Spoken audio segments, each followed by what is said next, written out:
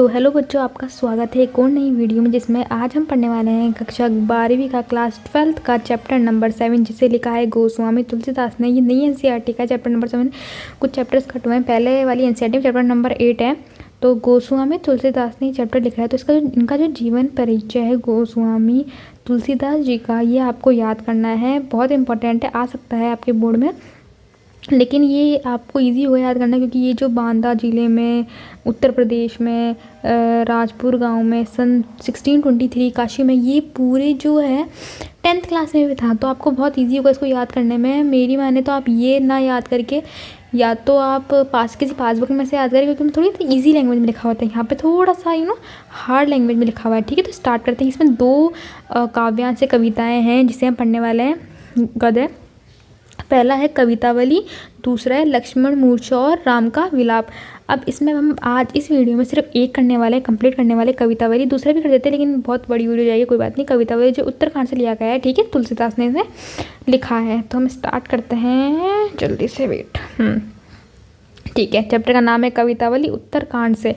देखो, सिंपल सी बात है। यहाँ पे मैं ऑफकोर्स पहले वाला पैराग्राफ का पहले ही कराऊंगी, तो है ना। देखो, जो इसका ध्यान से सुनो, जो पहली दो लाइनें हैं ना, ये थोड़ा सा उसमें थोड़ा कन्फ्यूजन नहीं होगा, बट हाँ थोड़ा सा ज़्यादा वर्ड्स है, टिपिकल वर्ड्स है, तो आपको याद करने पड़ेंगे। मैं 3-4 बात करवा दूँगी तो आपको याद हो जाएगा, ठीक है। देखो, सबसे पहले लिखा हुआ है आराम से। पहले मेरी वर्ड्स की हिंदी देखते हैं, क्योंकि देखो बूंद बूंद से ही घड़ा पड़ता है, तो शब्द ही पैराग्राफ बनता है। और अगर हम शब्द की हिंदी जान लेंगे तो हमें पैराग्राफ की हिंदी करने में बहुत ही ज़्यादा आसानी होगी। तो हम पहले इसके वर्ड्स की हिंदी देख लेते हैं। देखो, किसबी का अर्थ क्या होता है? किसबी का अर्थ होता है मजदूर, ठीक है। किसान, कुल का अर्थ होता है परिवार। तो अर्थ का मतलब क्या होगा? किसान का परिवार। कॉमन सेंस है बेटा। बन की मतलब बनिया जो शब्द है, जैसे व्यापारी, आपने देखा होगा जेठालाल तो छोड़ो, व्यापारी ये था वो भी। भिखारी, भाट का अर्थ होता है चारण। पहले के ज़माने में जो राजा महाराज होते थे, उनके लिए कुछ सेवक होते थे, कुछ दास होते थे, जो है ना बताऊँ महाराजा की बहुत तारीफ करते थे, तो उनको चारण बोलते थे। ठीक है, कोई दिक्कत नहीं है। चाकर नौकर चाकर नहीं बोलते, तो उसे याद रखते हो, इसका मतलब होता है नौकर, ठीक है। चप्पल नट से याद रखते हो, नटखट। तो मतलब नटखट चप्पल यानी क्या होता है? नटखट कलाकार। चोर का अर्थ पता है आपको, चार। चार मतलब होता है दूत, पता होगा। अब तो क्या, पहले के ज़माने में जो संदेश होता था, जो कोई राजा को किसी दूसरे राजा को संदेश भेजना, तो वो अपना दूध भेजता था दूसरे राजा के पास, दूसरे देश में, दूसरे दरबार में, दूसरे डिस्ट्रिक्ट में, स्टेट में, जो भी कहो। अभी के टाइम में तो आप जैसे व्हाट्सअप ईमेल कर देते हो, व्हाट्सअप कर देते हो, कुछ भी कर देते हो, मैसेज कर देते हो, टेक्स्ट कर देते हो।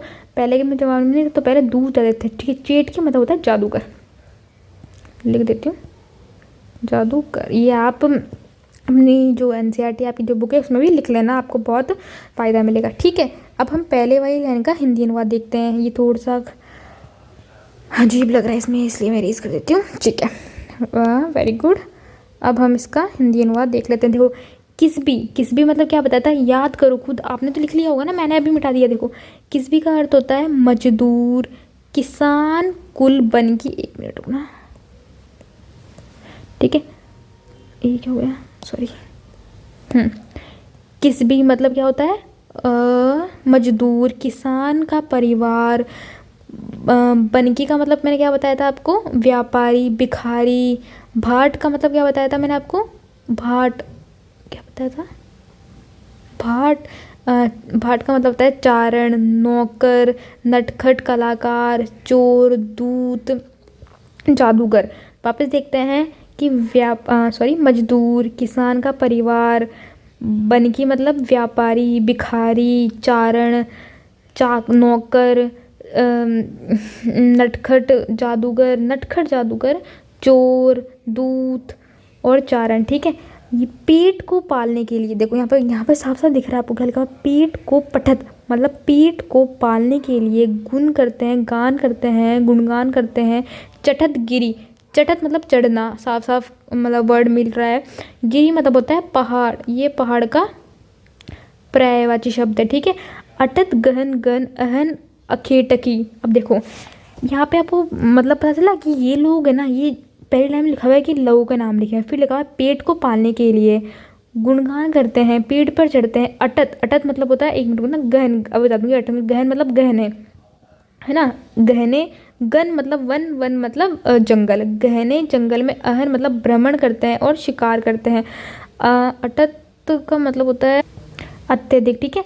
तो क्या करते हैं, आप पूरी लाइन की हम अच्छे से देख लेंगे, वापस से देखते हैं। देखो, मजदूर, मजदूर, किसान का परिवार, व्यापारी, भिखारी, चारण, नौकर, नटखट, नटखट परिवार, नटखट कलाकार, चोर, चार मतलब दूत, चेटकी मतलब जादूगर।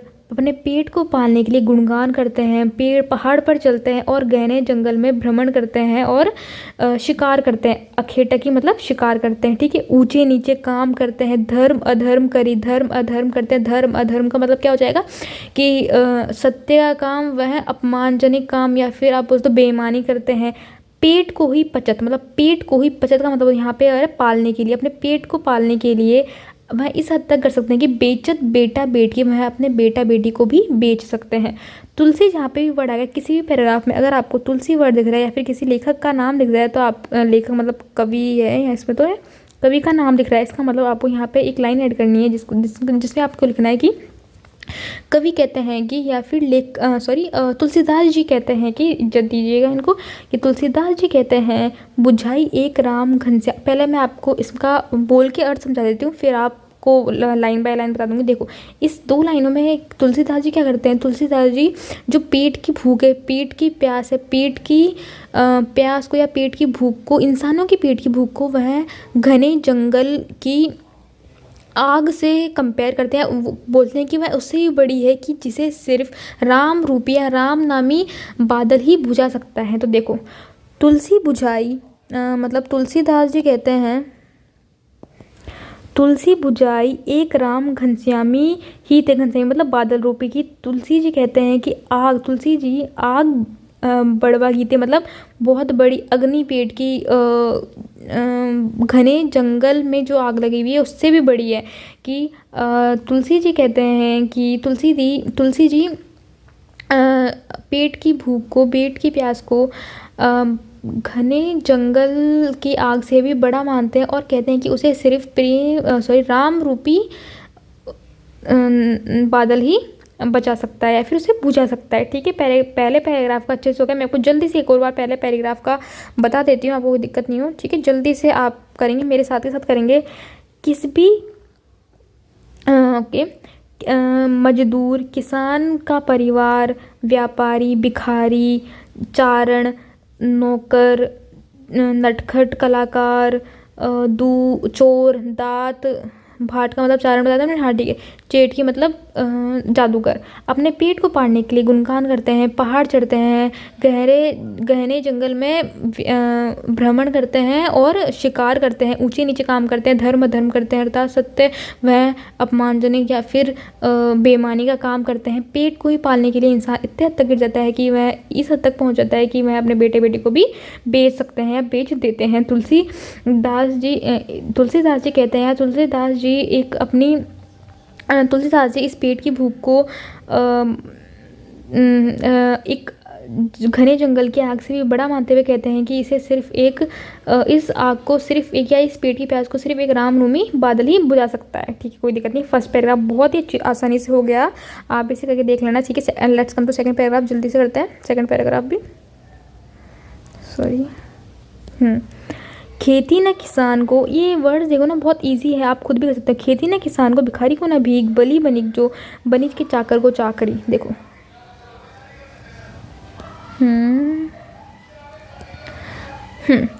अगर मतलब किसान को ना खेती मिले, भिखारी को ना भीख, भिखारी को भीख नहीं मिले, किसान को ना खेती मिले, भिखारी को ना भीख मिले, किसान को ना खेती मिले, भिखारी को ना भीख मिले। बली मतलब होता है बुरा समय, बनिक मतलब ऊपर मैंने आपको बता दिया था। व्यापारी को ना बनिज, बनिज मतलब होता है व्यापार। कि खेती को ना, किसान को ना खेती मिले, भिखारी को ना भीख मिले। और इतना बुरा समय आए एक व्यापारी का कि उसे कोई व्यापार भी नहीं मिले, ना चाकर को चाकरी, इसका मतलब पता चल रहा होगा, ना नौकर को नौकरी। ठीक है। जीविका, जीविका मतलब जीवन जीने का जो पेट होता है, मतलब पेट की भूख ना, जीवन जीने के लिए क्या चाहिए होता है, जीवन। इसमें जीविका का अर्थ बताया है कि पेट की भूख को मिटाने के लिए अगर मतलब ये सब नहीं मिल रहा ना, किसान को खेती नहीं मिल रही, भिखारी को भीख नहीं मिल रही, तो वह सिगमान मतलब क्या हो जाता है, चिंतित हो जाता है। इसका मतलब परेशान हो जाता है, चिंतित होता है। सोच बस वह अपनी सोच में वंचित हो जाता है, अर्थात इसका मतलब आप लिख सकते हो कि वह परेशान हो जाता है, चिंतित हो जाता है। चिंतित लिख सकते हो आप इसी जगह। ठीक है। कहीं एक आकांक्ष हो, कहाँ जाए का करी, मतलब तुलसी ये कहते हैं कि ये अब लोग कहते हैं कि हम कहाँ जाए और क्या करें। मतलब ऊपर वाले पैराग्राफ से देखो कि बोल रहे हैं कि खेत को ना खेती ना किसान को, भिखारी को ना भीख। खेती ना किसान को, भिखारी को ना भीख। एक मिनट, हाँ। खेती ना किसान को खेती नहीं मिल रही, भिखारी को भीख नहीं मिल रही। और इतना बुरा समय आया है एक व्यापारी का कि उसे व्यापार नहीं मिल रहा, ना नौकर को नौकरी। इस जीवन के लिए, जीवन जीने के लिए, पेट को भरने के लिए बहुत इम्पोर्टेंट है, मतलब अनिवार्य है। तो उन्हें ये नहीं मिल रहा, तो लोग परेशान हो रहे हैं और सोच से वंचित हो रहे हैं, अर्थात चिंतित हो रहे हैं। वह एक ही नाम बोल रहे हैं, एक ही काम कर रहे हैं कि कहाँ जाए, क्या करें।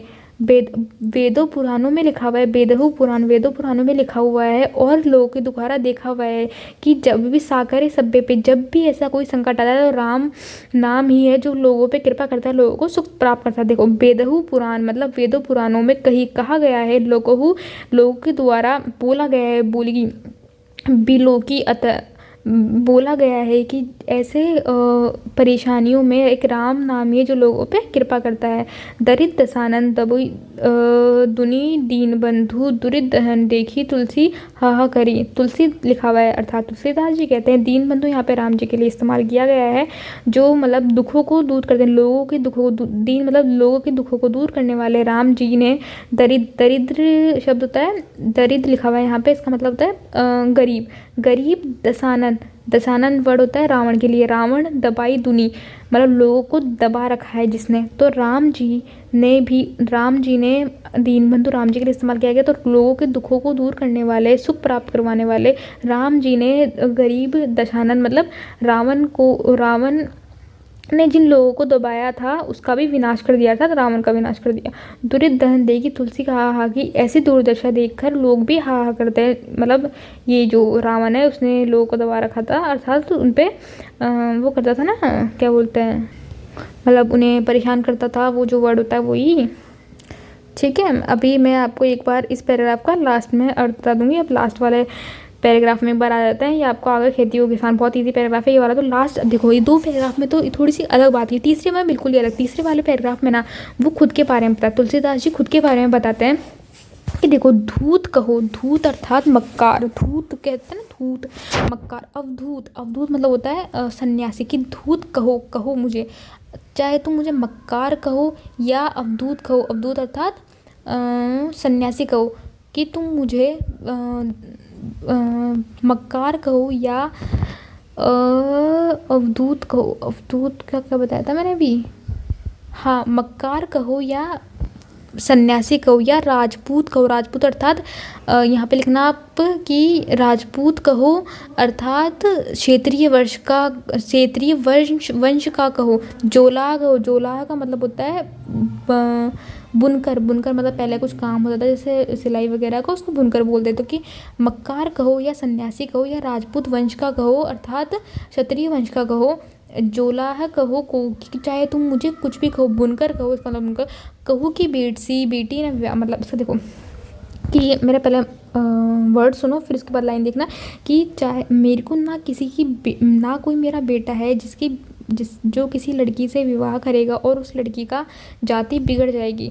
मतलब इसमें क्या दिया है देखो, कहू की बेटी सो बेटा न व्याह, कि ना ही मेरी कोई बेटी है ना ही कोई मेरा बेटा है जिससे कोई लड़की विवाह करके उसकी जाति बिगड़ जाएगी। तो ऐसा कोई टेंशन नहीं है, तो तुम मुझे कुछ भी कहो। तुलसी सरनाम गुलाम, की मैं तो इसी पहले मेरी बात सुनो, फिर मैं वर्ड बता दूँगी कि मुझे तुम यही कहो, नहीं मैं तो इसी बात से सुखी हूँ कि मैं राम का गुलाम हूँ या फिर राम का सेवक हूँ, राम जी का सेवक हूँ। तुम्हें जिसकी जो मर्जी है चाहे मुझे वो कहो। अब देखो वर्ड टू वर्ड देखो, मक्कार कहो, दूत कहो अर्थात मक्कार कहो। अब दूत कहो यानी सन्यासी कहो, राजपूत कहो अर्थात राजपूत कहो या क्षत्रिय वंश का कहो, जोला है मतलब बुनकर कहो या कुछ भी कहो, या कहो कोहू, कुछ भी कहो। काहू की बेटी ना देख, काहू की बेटी सो बेटा न ब्याह की, मेरा कोई बेटा नहीं है जो किसी बेटी से विवाह करेगा। काहू की जाति बिगड़ न सो कि किसी भी लड़की की जाति नहीं बिगड़ेगी। तुलसी सरनाम गुलामू है राम को, कि मैं तो इसी बात से सुखी हूँ कि मैं राम जी का गुलाम हूँ अर्थात राम जी का सेवक हूँ या राम जी का भक्त हूँ। जाको रुचे सो, जिसको जो रुचि है वह मुझे कहे, मुझे कोई फर्क नहीं पड़ता। मांगी खेवो मैं मांग कर खाता हूँ। मस्जिद को सोईबो, अपनी मस्ती में सोता हूँ अर्थात यहाँ पे मस्जिद का मतलब मस्ती भी होता है और मस्जिद भी होता है, तब कुछ भी बड़ी होता है कि मस्जिद मोर अप्रोप्रिएट वर्क, कि मांग के खाता हूँ, मस्ती में सोता हूँ। लेबो को एक न देव को दूँ की, इस ये तो कोई मतलब कुछ वर्ड से कुछ मुहावरा वगैरह है, तो इसका मतलब होता है ना किसी से लेता हूँ ना किसी को कुछ देता हूँ। यहाँ पे इस पैराग्राफ में तो वो अपने बारे में बात करते हैं, ठीक है। अब मैं आपको ना एक बार पूरा अच्छे से रिवाइज़ करवा देती हूँ, पूरा अच्छे से, ताकि आपको अच्छे से याद है। और हिंदी में सिर्फ अभी हिंदी बोल रही हूँ, तो आप भी मेरे साथ हिंदी बोलना, मतलब अपने मन में आपको आना चाहिए, क्योंकि मैंने पूरा पैराग्राफ अच्छे से करवा दिया, ठीक है। एक मिनट बच्चों, एक मिनट।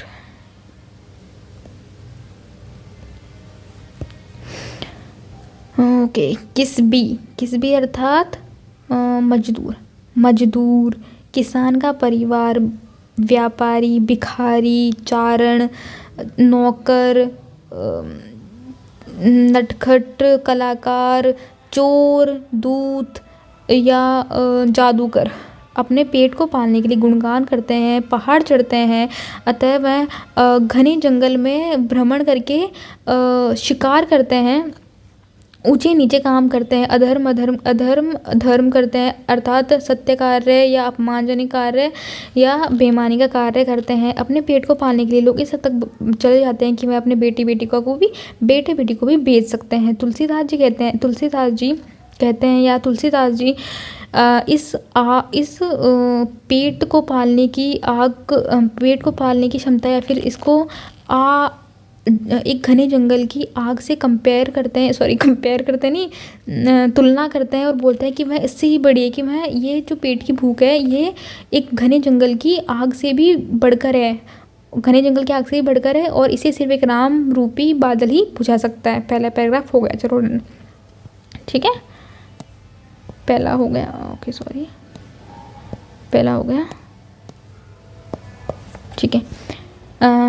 अगर किसान को खेती ना मिले, भिखारी को ना भीख, किसान को खेती ना मिले और भिखारी को भीख ना मिले, इतना बुरा समय हो किसी एक व्यापारी की उसे व्यापार ना मिले, न नौकर को नौकरी मिले, ऐसी स्थिति आने पे उनकी पेट की भूख पूरी नहीं होती और वह लोग चिंतित होते हैं और सोच से वंचित होते हैं अर्थात चिंतित होते हैं, कि वह एक ही बात कहते हैं कि कहाँ जाइए और हम क्या करें। वेदों पुराणों में लिखा गया है और लोगों के द्वारा देखा है कि जब भी संसार में या फिर लोगों पे कोई भी परेशानी विपत्ति आती है तो राम जी है जो कृपा करते हैं और उनको सुख प्राप्ति करवाते हैं और दुखों से दूर करते हैं। यहाँ पे दीनबंधु राम जी के लिए इस्तेमाल किया गया है कि दुखों को दूर करने वाले, सुख की प्राप्ति करवाने, लोगों के दीन मतलब लोगों के बंधु मतलब सखा। राम जी ने गरीब दशानन मतलब गरीब, क्या बोलते हैं दशानन, गरीब रावण के द्वारा लोगों को दबाया गया था ना, दशानन के द्वारा, ऑफ कोर्स वो बुरा राजा था, तो ऐसी लोगों की दशा देखकर लोग हाय हाय करते हैं, ठीक है, हा हा करते हैं, फिर तुलसी हा करते, कुछ भी लिख सकते हो, ठीक है। लास्ट पैराग्राफ कि मक्कार कहो या अवधूत कहो, मक्कार कहो या सन्यासी कहो, राजपूत कहो अर्थात राजपूत कहो अर्थात या क्या बोलते हैं क्षत्रिय वंश का कहो, चाहे बुनकर कहो, चाहे तो मुझे कुछ भी कहो, मेरे बेटे को ना किसी कन्या से विवाह करना है, ना किसी की बेटी से विवाह करना है कि उसकी जाति, उस लड़की की, उस कन्या की जाति बिगड़ जाएगी। मैं तो इसी बात से प्रसन्न हूँ, सुखी हूँ कि मैं राम जी का गुलामी माना जाता हूँ, अर्थात राम जी ही अर्थात राम जी का गुलामी माना जाता हूँ, राम जी का सेवक माना जाता हूँ, उनका भक्त माना जाता हूँ। तो जिसको रुचि है, जो मन है, जो मुझे कहे, मुझे कोई आपत्ति विपत्ति नहीं है। मैं मांग कर खाता हूँ, अपनी मस्ती में सोता हूँ या मस्जिद में सोता हूँ, ना मुझे किसी से कुछ लेना है, ना मुझे किसी से कुछ देना है। तो ये चैप्टर आपका कंप्लीट हो गया है। थैंक यू, आपने यहाँ तक वीडियो को अगर देखा है। तो ये जो है दूसरी वाली कविता ये जो है दूसरी वाली कविता ये हम कल कर लेंगे, ठीक है, अगली वीडियो में कर लेंगे, आप देख लेना इसे भी। तो थैंक यू सो मच, और आगे ये ऐसे पढ़ते रहना, और वीडियो को लाइक कर देना अगर पसंद आई हो तो, ठीक है। अच्छे से चैप्टर कर लेना, और तुलसीदास जी का जीवन परिचय अच्छे से याद कर लेना। ये जो दिया हुआ है यहाँ पे, आप अपनी संजीव किसी भी पासबुक है उससे भी याद कर सकते हैं। और ये बहुत ईजी चैप्टर है, कोई हार्ड नहीं है, सिर्फ 3 पैराग्राफ दिए हुए हैं, तो आप अच्छे से आ गए होंगे। इसे अच्छे से खुद से रिवाइज करना, क्योंकि खुद से नहीं पढ़ोगे तब तो कुछ नहीं होगा। मैंने तो पढ़ा दिया, तो रिवाइज करने से आपको एकदम अच्छे से आ जाएगा। और प्लस इसके प्रश्न उत्तर अच्छे से देख लेना, और कुछ MCQs देख लेना, बस फिर आपके इस चैप्टर में से कोई भी क्वेश्चन हो जाएगा, अच्छे से बन जाएगा। और इसकी समरी भी एक बार अच्छे से पढ़ लेना, ठीक है। Thank you.